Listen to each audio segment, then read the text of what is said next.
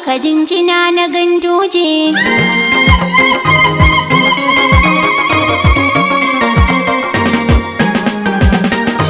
Godiya gurin ES Dr. Bello Shehu, jama'ar Kano muna yi maka jinjina na ganduje. Godiya gurin ES Dr. Bello Shehu, jama'ar Kano muna yi maka jinjina na ganduje. Godiya gurin ES Dr. Bello Shehu, jama'ar Kano muna yi maka jinjina na ganduje. Bismillah sarkin ne ya ruwa ya yo iska, Rabbi malikal mulki, kai dubin salati a gurin Habibu manzonka, Rabbi malikal mulki, wanda shi ka bai Qur'ani cikar kalamanka. Rabbi malikal mulki, Karafin na ES ka tsare shi yayi albarka, garkuwa na ganduje. godiya gurin ES Dr. Bello Shehu, jama'ar Kano muna yi maka jinjina na ganduje. Yayi alkawar ilimi za a tsaftace aikin, Garkuwa na ganduje, tsarin ilimi kyauta gashi yau ana aikin. garkuwa na ganduje,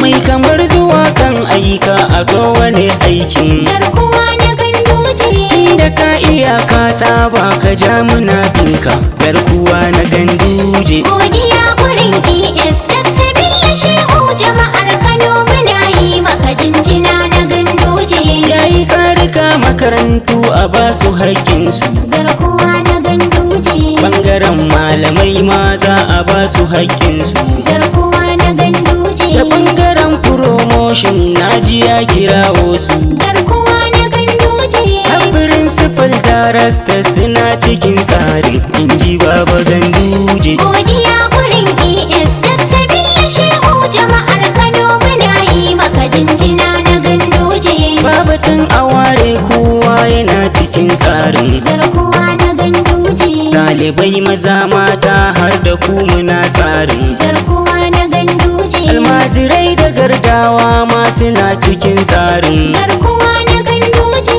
Za a bi su lungu sako a basu mun shaida, inji baba ganduje. godiya gurin ES Dr. Bello Shehu, jama'ar Kano muna yi maka jinjina na ganduje.